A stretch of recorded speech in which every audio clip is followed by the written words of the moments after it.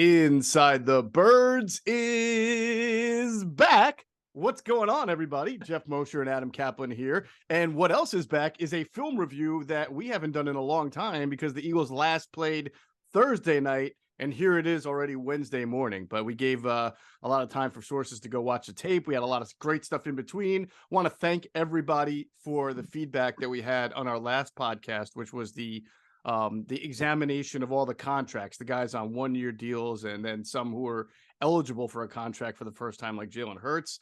Adam, we do this probably once a year when it's a downtime, but never in the history of Inside the Birds, at least, has there been this many guys on 1-year deals. So never has been there this much contract uncertainty. And I think that made the episode really fascinating. I really enjoyed doing it, and we got great feedback on it. People liked it. Yeah, so typically they're usually easy calls because the Eagles have not had really good roster the last couple of years, and then you hit this situation where there are very few players who aren't producing good numbers or having good tape. Even this game, we'll get into it, the defense and what happened with the run defense, which is sort of boiling. But there are 3 or 4 reasons we've got from several people you and I spoke with. You and I actually compared notes and got some of the same stuff, but from people. But the bottom line is, This is the best roster they put together since the Super Bowl team. In certain ways, it's better. They're certainly younger at certain spots, and it's showing. This is a great problem to have. I know a lot of people chimed in with what we had said about the linebacker crew. It's actually going to be a tough call. Could they bring back Edwards and Kaiser White with Nakobe Dean there? It's not an easy call. Not at all.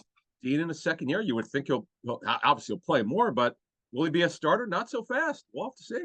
It's been a long time as an Eagles insider, reporter, analyst, whatever you want to call it, that I can recall saying, the Eagles have some difficult decisions to make at linebackers because they're all playing well. I mean, it's just that they've had some difficult decisions before as to, are we actually going to find a capable player at this spot? I mean, I remember the last days of Andy Reid when it was like going from, like Jamar Chaney to Omar Gaither to Akeem Jordan to Chris Go. Like, you just stir it up in a pot. You were just looking for somebody who could play and have some longevity there.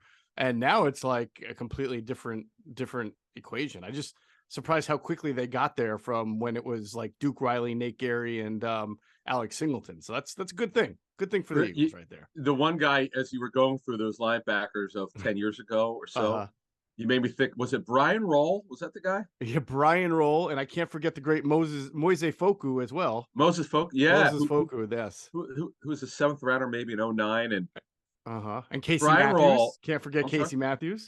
Oh, the ire of fans. Folks, if you're sort of a new Eagles fan, it was the infancy of social media. Maybe 2010-ish, earlier than that. I don't know. You tell me. I don't remember. As far as social media, oh God, no, I don't. No. But what I'm saying with Casey Matthews, when was he? Was he before? Yeah, that was coming out of the lockout, so that was 2011. 11. Okay. Yeah. It was this. He was massacred by fans on social media. If you think Nate Gary got it bad, times this by 5. He was. I mean, you want to talk the epitome of the problems the Eagles had at linebacker. Casey Matthews was one of them, where he was put in to the starting lineup way too early. He's also a smaller guy. Yes. Body frame. And oh my God. And you fast forward to 2022. Right. They haven't had this kind of group in I don't know how long. I mean, no one's being embarrassed by it. It's actually a strength. When's the hell's the last time you said it was a strength? I still think it was pretty good in 2017, right? When they had Hicks and they had Bradham. That was pretty good. That was. But again, they had to get Bradham from somewhere else. I guess they got Kaiser White from somewhere else too. Yep. But yeah, no, I mean, it's been few and far between, to your point. That's still, 5 or 6 years ago now. And then what happened in between was a real steep drop off. It's not like they went from good to okay to bad. And then they really hit the skids there quickly. By the way, the other thing that was wrong with Casey Matthews, as far as not being ready, there was one other thing that really made it difficult for him that is probably doesn't jump right out. But if his last name had been Casey Smith, if his name was Casey Smith, he probably wouldn't have felt the heat as much. But it just so happened that his brother, Clay Matthews Jr., was a star at that point. I mean, an absolute pass rushing star for the Packers.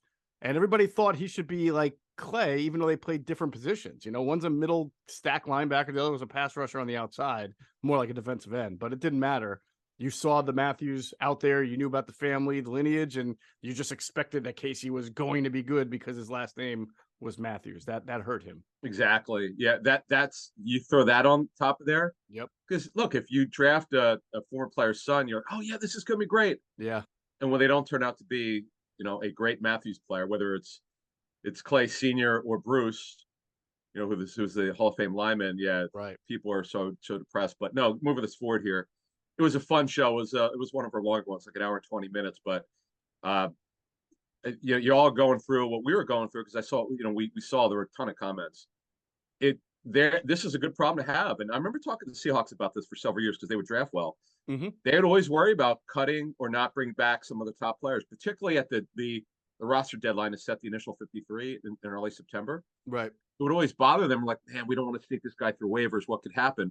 Whereas here was not really about that. It's just that the roster is so good at most positions. Mm-hmm. And as you said, they're going towards next year. Now we have to see, obviously, the second half of the season. That's why we want to do the show now. We want to get through the first half.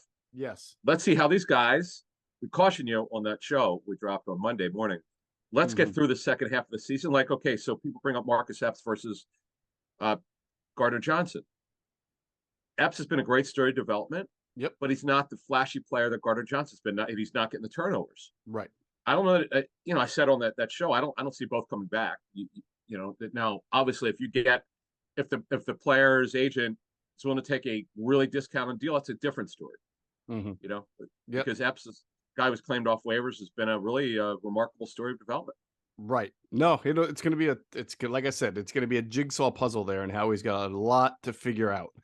As far as the next game Monday night, our pregame show will be at Rivers Casino, 5 o'clock to 7 o'clock p.m.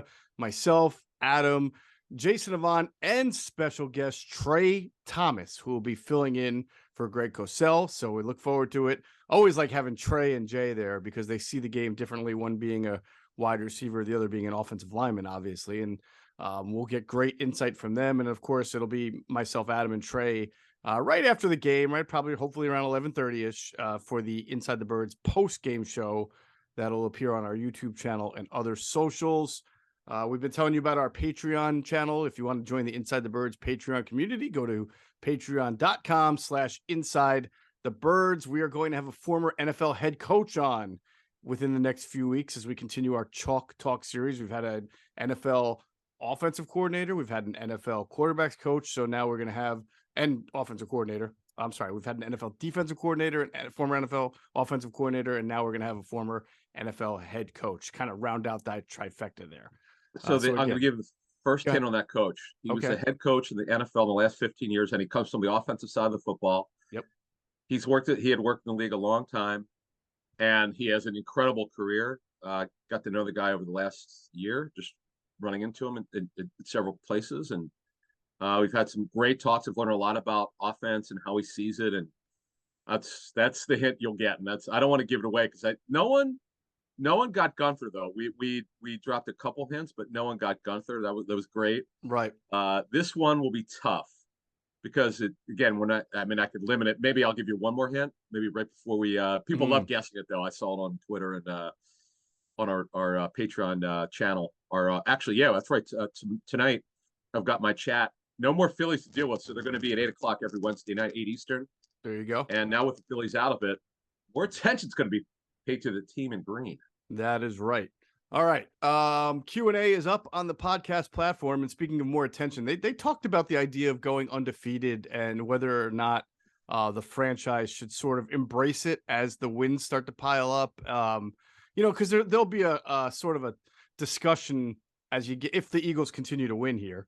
And Tennessee seems like their next game, where Packers, Tennessee, one of those two teams that you might be a little concerned about. But if they continue to stack the wins and get the 13, 14 and 0, obviously there's going to be, or even before that, 12 and 0, there'll be discussions about going undefeated. And this coaching staff, this regime, they've always prioritized health and rest and things over things like that. But they've never been in this position before, Adam, where they have a chance to chase an undefeated record. And judging by listening to Q and Jason, I don't want to give away totally. I think they presented a pretty good case for why you might want to go for it. So it's a really fascinating discussion to have. All right, so I didn't tell you this, but I'll just bring it up anyway. As you were speaking, this reminded me of something. So I know a player who was on that Patriot team. Okay. In 07. So I'm gonna if we get to week 15 or 16 and they're still undefeated, we're probably gonna get this player on, this former player, just Awesome. to talk about what it's like to deal with immense pressure. Right. There's pressure on the coaches, the front office.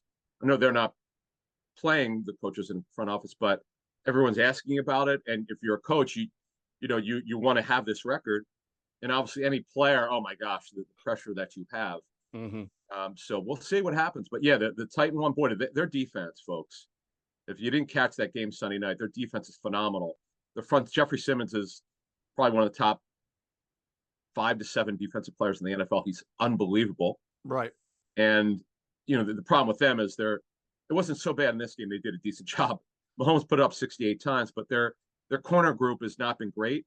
But their front is so good. What happens is on offense, because they're forced to run the football, they have the worst group of skill position players at tight end and receiver. Mm-hmm. There's nothing you can do about it. There's no one's going to come in, Yancey Thigpen and who was the guy? Who was the guy? Got it. What was 1 yard away? Kevin Dyson. Kevin Dyson, yeah. Come out of retirement to help them. It is what it is. I haven't thought about the name Yancey Thigpen in forever. My God, I remember when he was a Steeler. He was a good Steeler. Yeah, before he went over to Tennessee. That's a great pull right there. All right, let's talk about Eagles injuries. They will continue to be without Jordan Davis, who's going to be out through at least week 12, as we reported on the last pregame show before the Thursday night game against Houston. It's a significant, severe high ankle sprain. There's probably some other things going on in there, so they have to see how it reacts over the next few weeks. And they're hoping that it heals fast and he'll be able to get back to practice into the window when ready. But I don't know if they can definitively say right now that'll be the case. So they will be without Jordan Davis again. Now Fletcher Cox had left the game against the Texans. He came back in. We'll have to wait a little because they don't really start practicing until today for the Monday night game. We'll have to wait for the injury report to see on him. Same thing with Josiah Scott, who missed the Texans game with the ankle. And then Adam, the one guy, Avonte Maddox also, didn't he? I thought he was like either limping or he went to the sideline with. Yeah. I don't. It's funny. I was at Jason Kelsey's event on Sunday afternoon, mm-hmm. And for his company Underdog, I bought one of the T-shirts. It's an awesome T-shirt. I'll for our Friday show, we'll give you a little bit more information on it. It's great what he's doing. Right. But Mailata was there. Jeff Stoutland was there. A lot of there had to be at least 15 players. Hurts and AJ Brown were there. Mm-hmm. And I saw Avonte walk. It was funny. I was looking to see if he was limping. It didn't look like it. But that's not a great way to tell if it was whatever. I don't know what the heck it was. Right. Seemed to be hobbled during late in the game. But I don't know. We'll see. Oh, by the injury report's actually the first one's not due till tomorrow at 4 p.m. Eastern. Oh, that's right. First one, yeah. Right. Yeah. The practice week is actually, although they're obviously going to work before Thursday. It starts there. You're right. Okay. Right. Yeah. Right. So it's Thursday, Friday, Saturday. So we won't find out till around. And the Eagles, they do this. They're the one of the few teams that will do this. They will not release the injury report most of the time, not all the time. Most of the time, they'll wait till 4 Eastern to release it. Mm-hmm. It's just even if they're done at 1 o'clock, they'll just wait. Oh yeah. Twitter. Yeah. Comical. Definitely. And then go ahead. The Commanders. Got a couple. Go ahead. Yeah, go with the Commanders. Oh, yeah. So McKissick, J.D. McKissick, who's supposed to be the passing down back, he hasn't really worked out like that. Mm-hmm. A little bit, but not quite like they hoped. More than last year, but not as much as they'd hoped. Kind of because they've had to turn Antonio Gibson into that role with Brian Robinson as their runner. Right. Or complimentary role. Right. We'll get into that Friday with that. It's interesting what they've done. They've changed the roles a little bit. Jahan Dotson hasn't played since week 4 with his hamstring strain. Boy, he had, I think, 4 touchdowns in 3 games. He had been terrific. Yeah. But he's supposedly going to work this week, but we'll see what that means if he does, whether he can play. And then both of their middle linebackers, they play a 43 front. Mm-hmm. Both of them were out last week. Cole Holcomb is a good player, and David Mayo is backup, who Ron Rivera coached at Carolina. both didn't play last week, so we'll see if they're able to do anything this week, and we'll get into their scheme change. Boy, remember they traded William Jackson because he did not fit. They're a zone team now. They're playing a lot of similar coverages that the Eagles run. They have the handoff zone handoff to the Ron Rivera actually gave it out. He talked about it. Carry system where you carry to a certain area and you hand it off. Right. The matchup zone. Yeah, exactly. Completely different from what they used to do. And then with transactions, Andre Sasha. By the way, if you can't beat them, join them, right? I mean, hey, that's what everybody else is doing. Oh, yeah. And by the way, they're playing a 5-man front. Yes. As you just said. Yeah, it's funny you say that because that was kudos to Ron Rivera to not even hide it, because when it's on tape, yeah, what are you going to deny it? I mean, yeah. There's certain things you can't masquerade. Right. So that was interesting. So then transaction, Sasha, who ran out of elevation, so the Eagles signed him off their practice squad. Mm-hmm. And the reason why they did that is because you cannot protect practice squad players anymore. That went out at the start of the season. Right. Someone could sign him off there, so to make sure he doesn't get poached, they signed him from their practice squad. Remember, they like him. They gave him a little bit of a signing bonus, as we reported back in the spring. Sure, and that kind of put my Avante Maddox radar up a little bit from whatever happened in the game, because Sasha is really kind of a hybrid nickel / safety. And last year when he got in on defense, it was when Maddox came out a few times. So maybe there's something there. Or Adam, maybe it's just because they've not been great on special teams, and he is a very good special teamer. So he's one of the best. Yeah. And plus Josiah Scott, because he missed the last game. And by the way, correct. This is his second ankle injury for Josiah Scott. Right. This season. So we'll see how he's doing. And then, this signing, I know about this player. I actually seen him in practice. He's huge. Fred Johnson. Oh, yeah. Formerly of the Bengals and Buccaneers. Didn't he start for the Bengals for last year's team, the Super Bowl team? I'd have to look it up. I know he right started. Tackle. Well, he played left and guard. He's mammoth. He's 6'7", 30, almost 35-inch arms, and he signed the Eagles practice squad. This is a good guy in that, because LaRaven Clark went to the Titans, right? So if you look at their practice squad, if you look at the guys who have experience, they don't have a lot of them. Mm-hmm. And that's me, because when you really look at it, right? Roderick Johnson has some experience. Tyrese Robinson does not. Mm-hmm. And that's Cameron Tom's only an interior lineman. This is a smart sign. Quite frankly, I don't know why he'd go elsewhere with his playing experience. But hey, it's not a great player, but he does have. Right. He started 8 games. Yeah, no, he did start 8 games, and I'm looking at he was inactive for them during their postseason run last year, but he did play in 2 games for them. So not much, I guess, but either way, he is a guy, like you're mentioning, veteran. Yeah, that's good to have. I just wonder why, if they signed him just because, hey, there's a pretty good offensive tackle out there, and it's always good to have a guy like that, or if there was some concern that they might have for their current offensive tackles. No, but again, because he could probably play both tackle spots, and he's played guard. You know how the Eagles love their versatility. Yeah, that's true. Because again, they lost LaRaven Clark. Yep, that's true. Right now, because you and I were talking about this before, if they were going to trade Dillard, which they didn't, the trade deadline, are you really going to go with Jack Driscoll as your top backup guard, top backup lineman? I think that, to me, was a little shaky. Right. So this just gives you insurance, and this is, we've talked about this before. No one looks at, every team thinks it's important to have good offensive line depth, but no one does it quite like the Eagles. They like having backups for backups, and I like having guys who experience. By the way, Nate Herbig playing pretty well for the Jets these days. Yeah, he's having to play for the Jets. Yeah. Absolutely. All right, so the Eagles, as we get, we'll get closer to tape intel here from the Texans game, but one thing they're doing really well is threatening the law of averages, Adam. I mean, not only are they 8-0, which is hard to be, but they're 4-0 on the road this year, and Jalen Hurts has now won 11 games in a row as a starter.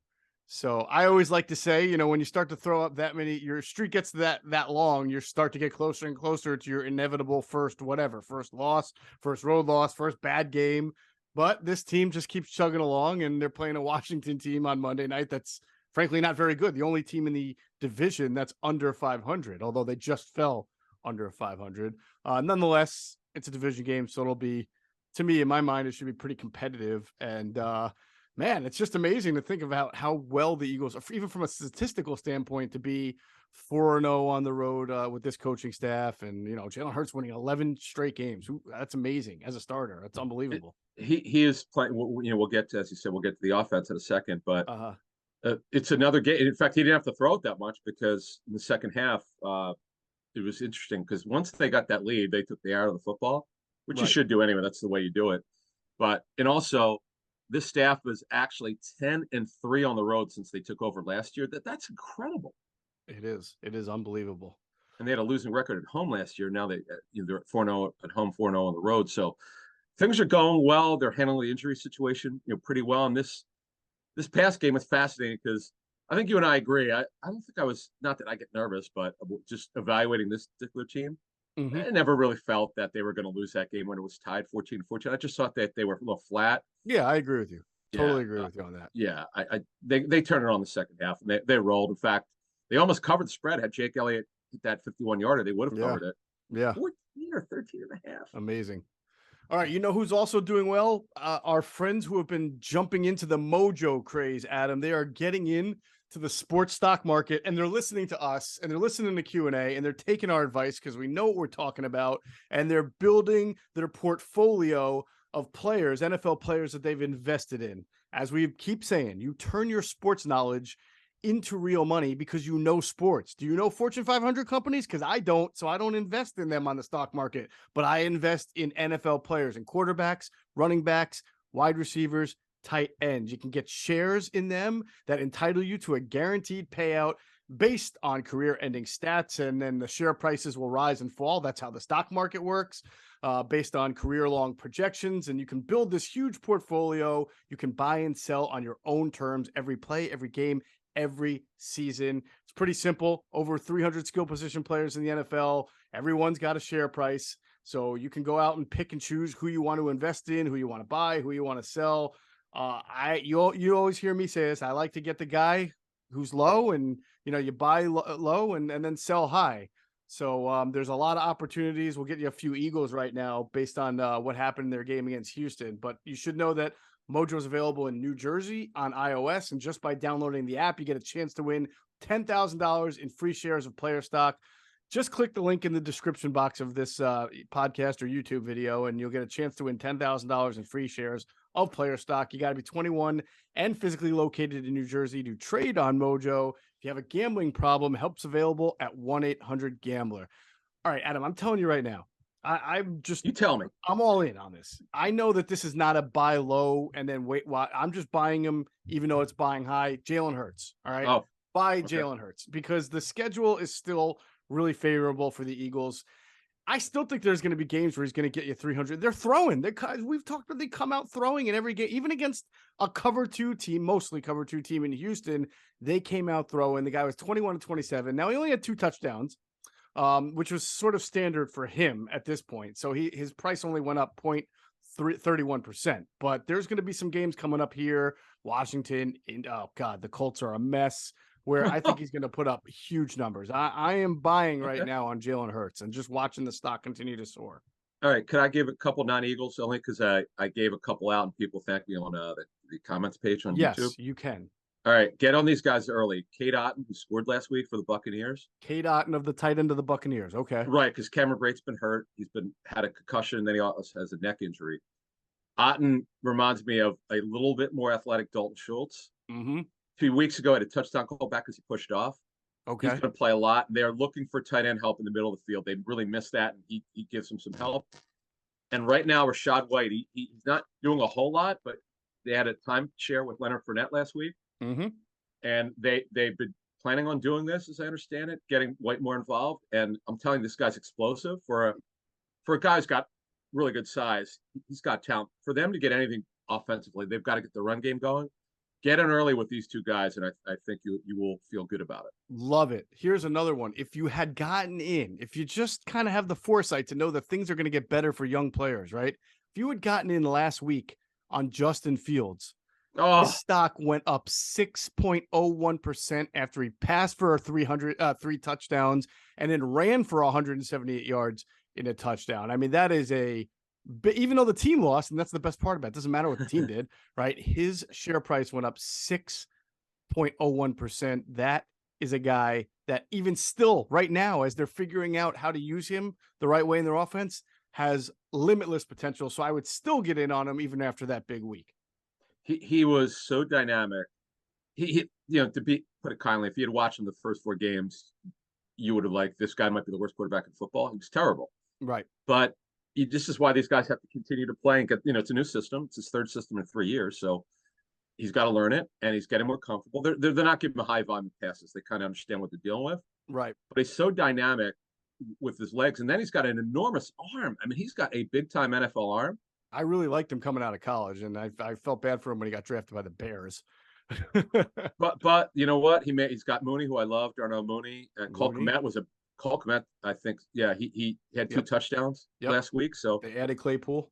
Yeah, Claypool, sure, no doubt, with the 6 targets last week. So yeah, you get in early with Fields. Fields just starting to turn it on here a little bit, and they're another team that they're not great. They're more competitive now. I mean, it was just so much fun to watch Fields because he's got so much talent. They obviously, this is a new staff, so they'll grow together. Mm-hmm. Yeah, that's a good call. I like that. All right, if you got in last week on Sam Ehlinger, hoping that things were going to get better, get out now. He was down 15.25%. He only threw for 100 yards, had an interception, terrible game. Didn't get benched, but you have no idea right now what Jeff Saturday is going to do with that position or just with that franchise. So I don't think this is one of those things where you look at it and say, oh, maybe now's the time to jump on him because he's at rock bottom. No, just get rid of him. If you don't buy him, if you got him, get rid of him and take the L. He's done. I do not expect Sam Ehlinger to start tearing it up now that Jeff Saturday is the head coach there. All right, good stuff. Again, you got to be 21, physically located in New Jersey to trade on Mojo. Got a gambling problem? 1-800-GAMBLER. Click the link in this description box of the podcast or the YouTube video to get $10,000 in free shares of player stock. All right, let us get to the tape breakdown. The Eagles' offense against the Houston defense, as we noted in the postgame show, it was like you could tell like the short rest, the road travel, and everything. They didn't start off very crisp at him. From the quarterback on down to the offensive line, just it wasn't there from right at the beginning. Yeah, but see, when you play Houston, they're one of the few static secondaries. They play their cover 2 and cover 3. Right. They play a ton of cover 2. Lovey. It's funny. I talked to someone who coached with him in Chicago. This is going back many years ago. They said he kind of evolved a little bit when he was how did he coach in college? Illinois. Right. And he started to be a little bit more creative, but not in this game. Not in this game. They got exactly what they thought they'd get. Oh, by the way, they use a bleep load of motion. You might have noticed it was so obvious. They kept doing it. I don't know how many. I stopped counting, but they use walk-ins and orbit motion a ton. Well, I wonder. Obviously, you use motion. They use motion to get a tell, and the Texans were not playing like 100% pure cover 2, as you just mentioned, like they used to on their other Lovie Smith coach team. So I wonder if they were trying to get an idea using that motion of when they were in the zone or when they might have been man, because they can play man out of what looks like zone. So I'm wondering if that was the reason they were doing that. Yeah, they got their pre-snap indicator. The reason why they knew what they were going to get. I mentioned this on our last show that we started getting early tape notes, and the one thing we were told was the Eagles got the expected coverage holes in the cover 2. Okay, yeah, and that's why Goddard. The coaches sense. coaches will tell you the cover 2 beaters against the cover 3 and 2 beaters are the tight end down the seam because you beat the whole player. Right. Typically, if you got an athletic tight end by Goddard, he should win, and he won. In fact, even though he got, I think, what did he get, 8 or 9 targets, he could have literally had 15. He was open repeatedly. He was. They just couldn't cover him, and he even beat there were a couple plays I was told that you had the whole player and then the safety move up, so they got it in between both guys. Right. Because we'll get to the blocking in a minute, but one of the plays, the pass protection was so good that Hurts just dropped it in there. It was obviously an accurate throw, but Goddard is he's a zone beater. And quite frankly beat man too. But this one was Mhm. this was like easy pickings. They got what they were expecting and they took advantage of it. Yeah, yeah, and I thought Hurts did a really good job. I thought he was terrific after the first series. I mean, he really started to hit his targets. There were some. We talk about the difference between being a timing thrower and anticipation thrower, and like the guys who throw the ball before the pass catcher gets out of his break. Those are the elite, like Drew Brees types. That's anticipation, right? But I felt that Jalen threw with great timing in this. In other words, like he put the ball right where it's supposed to be as Goddard or somebody else was coming out in the breaks and led that receiver perfectly on many occasions. I thought it was really crisp. Yeah, the only play they probably like to have back is the one where you get with Steven Nelson, that creep blitz where he just didn't see him. Right. Actually, Steichen, he didn't mention Nelson, but Steichen actually talked about it on Tuesday. Mm-hmm. He just had to see him. That's all. He had to make sure he sees him. Easy Right. fix. Shown on tape. It's not easy as the day is old to fix that. Because they started rolling the second half. So they only threw the ball 9 times in the second half. Plus they ran it so well, which we'll get to in a second. Mm-hmm. Although, believe it or not, there were some plays I was told that there's some yards left on the field. You couldn't see that off TV apparently because I didn't know. In the running game, you're saying? Yeah. Yeah. Yeah. Interesting. Yeah, because they ran the ball pretty well. Only one person of the 3 people I spoke mentioned that, but okay. These guys know more than I do. So yeah, they saw something. I'll mention it. Yeah. So yeah, the protection for the most part, we'll combine the protection with Hurts. Mm-hmm. They had 4 or 5 bad plays. Obviously, you saw them by a lot of plays. Even Layden Johnson had 1 play. Right. He's still the best tackle in football. All of football, college or pro. At least he's playing like it. Well, I'd hope he's better than all the college football tackles. I know. It's a joke because when people say all football, I love when Chris Collinsworth says that a lot. So, like, Chris, do you mean college too? Yeah, really? Like, there's nobody in the CFL that's a better exactly right. Exactly. It's a joke. So yeah. So the Hurts is so much better against the blitz right now compared to last season. It's one of the reasons why in a game where they left some plays on the field, they still scored 29 points, folks. For all they were flat and all that, as you said, to start the game, and they were. I would just all the short week. You have to travel. Steichen talked about it. There are just some things you just can't do. And also Gannon talked about it as well in terms of the tackling. We'll get to that. He wasn't making excuses. He's just explaining some of the challenges you have on a short week. They still scored 29 points. They still did. They got what they were expecting. Goddard was an absolute man. To me, and this is my problem with Arthur Smith, the head coach of the Falcons with Kyle Pitts. He also calls the plays. When you have an athletic freak like Goddard or Pitts, you have to go into the game saying, we're getting this guy the football. That's your job. These coaches in Philly get it. Arthur Smith does not. That's a heck of an accusation to make without knowing if the quarterback is the one not getting him the ball. I mean, if you look at his routes run per dropback, right? It's not like it's a small percentage of routes run per dropback. I get it. I know they don't throw the ball out. I get they're hiding Mariota. They don't throw a lot, but when they do it, it's got to go to the. But that's my point. His routes run per drop back are pretty high on that team, Kyle Pitts. It's not like why he's staying isn't he getting the football? Because the quarterback doesn't get him the football, is what I'm telling you. Come on, man. I you know what? Even Ryan Tannehill got guys the football in Tennessee after Marcus Mariota was benched, right? You saw the difference there. This situation, though, it's game in and game out. It's also London's not getting ball enough. I just think the game changers have to get the football. This staff, by the way, really gets that. Mm-hmm. I know they throw more than that. I understand that. Yeah. But they go in saying these guys change the game. Goddard changes the game. The tight end changes the game. That's my point. Yeah, I remember Nick Sirianni in his press conference introductory, and there was some footage of him doing stuff in Indianapolis, film sessions after he got the Eagles job, and he would talk about how his number one goal as an offensive coach is to get the ball in the hands of his playmakers early and quickly, not just anywhere, but he wanted to give them opportunities to make plays after the catch, which clearly is what AJ Brown does best. And that's worked. I mean, AJ's on pace for 1,100 yards, 5 touchdowns. He might set the single season record because of the 17th game for, yards in a season. Oh yeah. And by the way, Goddard's on pace for 85, 1,105 touchdowns. Oh, I'm sorry. You're right. It was 1,400 yards for AJ Brown, not 1,100. Right. Yeah. Between 1,400 and 1,500. It just and it's not like folks are gonna stop passing. That's not gonna happen. Right. With this team, it's when you trust your quarterback, you don't put reins on them and obviously they have great talent around them. When you have the NFL's best offensive line, you've got a really good play caller. You've got great coaches who work together very well. You've got a really good running backs coach in Jamal Singleton. Mm-hmm. You just let the all-line coach is phenomenal. The tight ends coach, apparently Jason Michaels is doing a great job. Heard great things about him. Players love him. It's going on, man. They've got it going on here. You add all this up.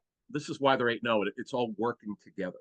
Absolutely. Absolutely. Now, as far as the offensive line, some issues there in pass protection. Mailata gave up 2 sacks. I know the coaches said Nick put some of it on him, said the read didn't match the blocking scheme there, which is a sort of a funky way of taking the blame for it. But also Houston blitzed a little bit more than they normally do. A lot more, I think. Actually, probably a lot more. It wasn't a high number, but just a high number for them. They don't usually blitz like that, which is you credit them. Good coaching, right? Short week, everybody's keeping it simple, and you try to throw a few things at them that they weren't expecting. That's exactly it. What you just said. That's the thing. It was kind of like it reminded me of the Detroit game, week 1. You kind of knew that Aaron Glenn would blitz, but you didn't know. You had no idea it was going to be like that. That's right. Despite all that, they scored a ton of points, but it's hard to prepare for that when you don't put it on tape, as you just said. That's the so-called unscouted looks. Every team tries to do that, but what the Eagles have done, we'll stay with them just for a second, is coming out of their bye on both sides of the football. They've had new wrinkles, whether it's overload here or stunting right on defense. We'll get to that. Or offensively, using more motion. See, I know Sirianni's not a big motion guy, but you can't tell me it didn't work. Of course it worked. Absolutely. All right. Let us move on to the defense as we move away from the offense. Of course, we'll remind you to check out our friends at phlsportsnation.com, enhancing the fan experience with their coverage of all Philadelphia sports teams for the fan, by the fan is their motto. So check them out at phlsportsnation.com and on Twitter at phlsportsnation. We'll pause real quick right now for a word from our other great sponsors, including our friends at Sky Motor Cars. And if you stop into Sky Motor Cars out there in Westchester, PA, make sure you tell them Adam and Jess sent you. You will get a great deal. If you don't make it in, you can visit them at skymotorcars.com. And they will ship. If you go to skymotorcars.com, as you said, they ship all across the country. They shipped Marcus Peters, the star cornerback for the Ravens, his car. I know they ship cars to California. It's pretty cool how they do that. And I am telling you, it is the best time in our lifetime to sell a car. Oh my! It's incredible what people are getting for their cars because of the car shortage. So yes, guys buying all cars, man. Trust me, this is a good time to do it. If you're ever going to do it, now is the time in Westchester, right off 202. There you go. All right, let's talk about the Eagles defense. Q&A did a really good job breaking down some all-22, and they noticed how there were times the Eagles got caught in nickel when the Texans came out with 2 tight ends, which is strange because usually if you see 2 tight ends, you throw your base defense on the field. And I don't know, maybe there was some hurry up going on there and that's why they got caught. I'm not remember, or maybe the coaches just didn't do a great job of identifying it. But you can understand why Houston would play a lot of 12 personnel. A, helps you run, but B, they were out their 2 starting receivers, Nico Collins and Brandon Cooks. So they wanted to give their tight ends. And of course, that rookie tight end whose name I butchered about a million times on yeah, I know. It's I got right. It was I'm not even try to Quitolano.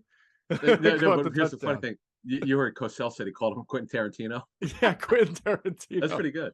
Yeah, it was pretty good. But I mean, I imagine, whatever's kind of surprise there. I mean, that's part of, and they showed how, the Eagles being caught in sort of not great run defensive formations for that.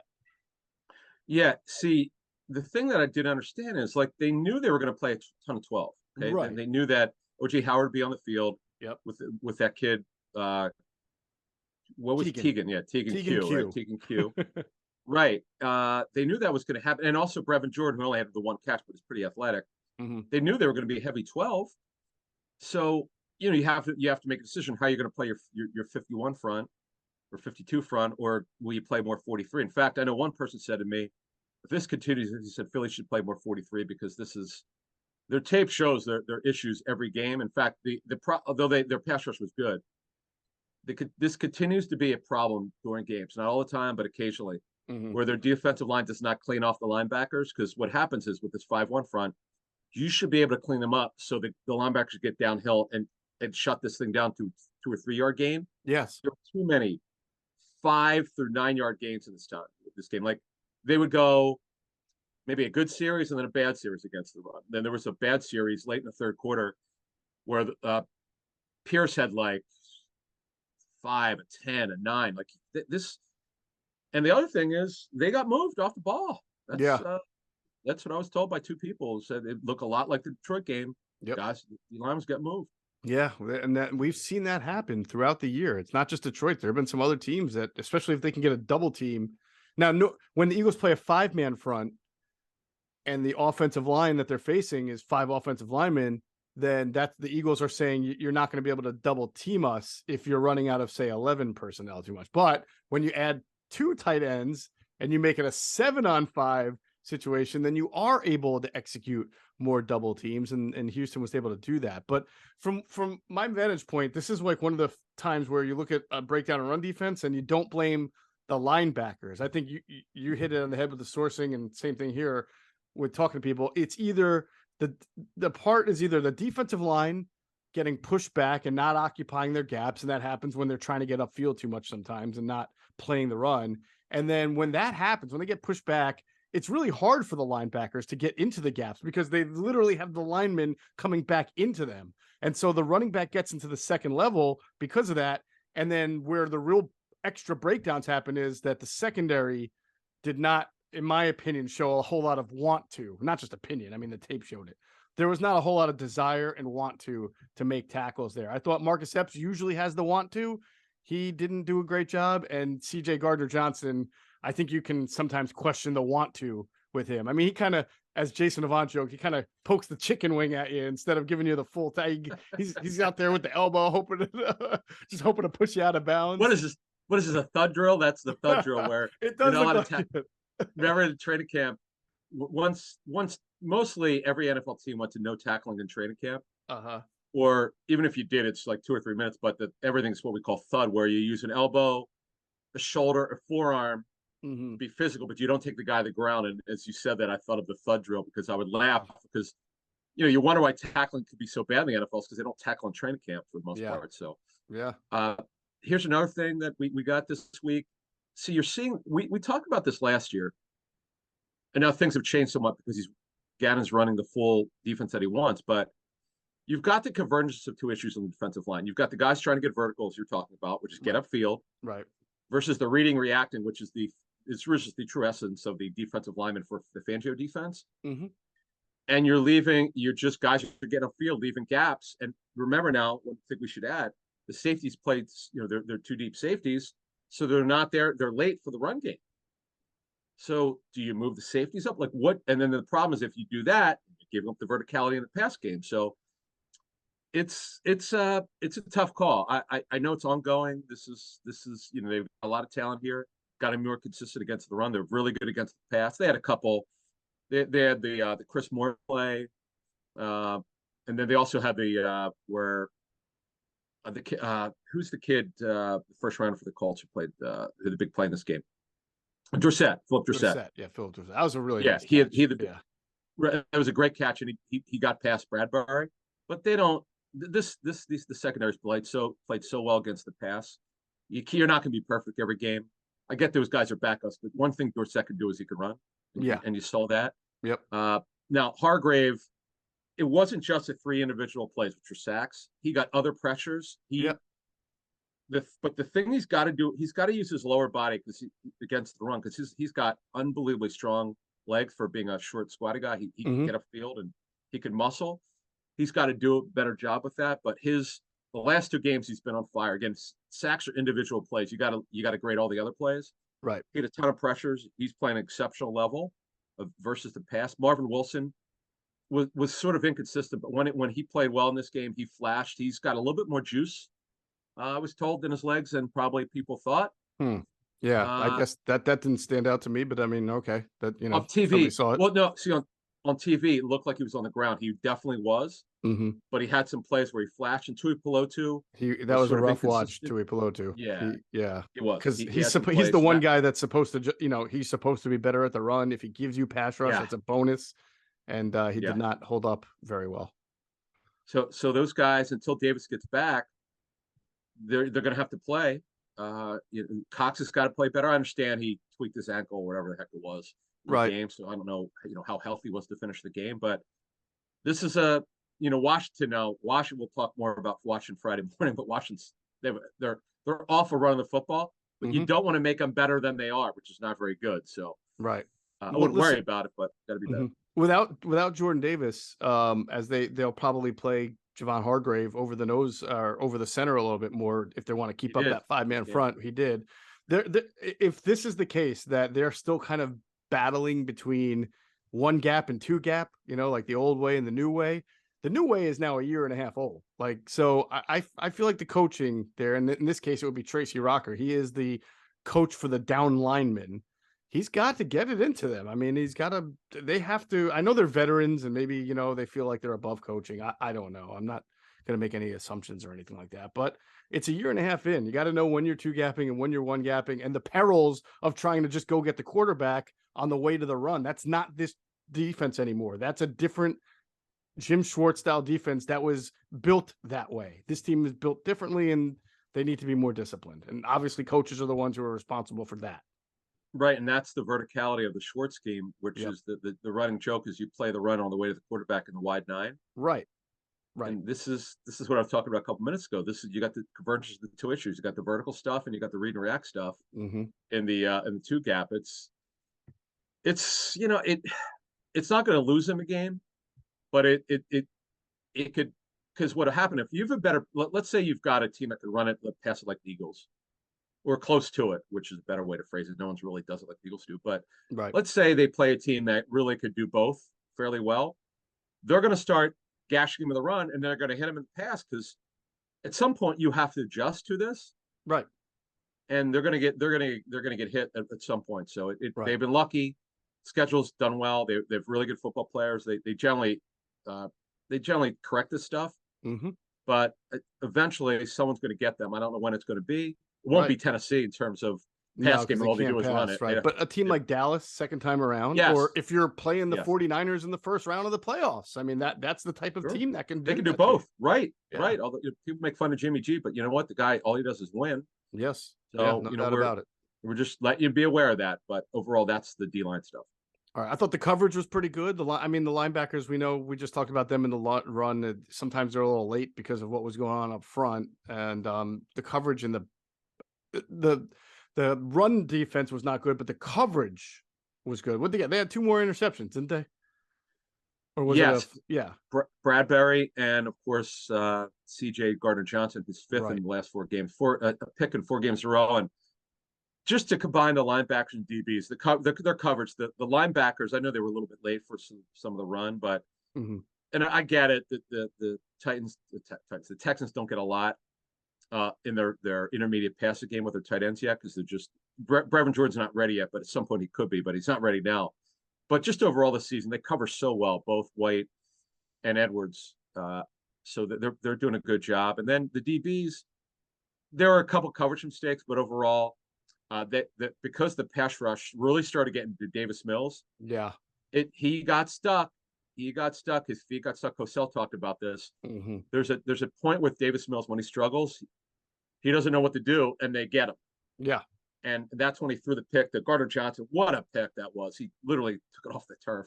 Yeah, he did. That was that's not one of those ball bounced into your hands. That was a great play. Great job of reading, because he's what we call a cluer. Gardner-Johnson. He perceives what's going on as either before the snap or during it. He goes, okay, he's got to get rid of the football. Here comes that guy. He's breaking open. I'm going to go here before the pass is thrown. Right. And he sees it and he closes, and you go, wow, what a pick. He just has an knack for it. They've not had anybody like this. No, what he giveth in run defense, he taketh away in pass defense. So that's been a good ratio, though, so far for the Philadelphia Eagles. All right, that was great stuff. We'll be back at it on our next podcast to preview this big Monday night game between the Eagles and the Washington Commanders. So look forward to doing that with you, Adam. That's going to do it for this episode of Inside the Birds, the leading podcast in Eagles Intel. Want to thank everybody for flying with us. Of course, we thank Tyler Strasser, our producer. And as always, we thank you for flying with us Inside the Bird.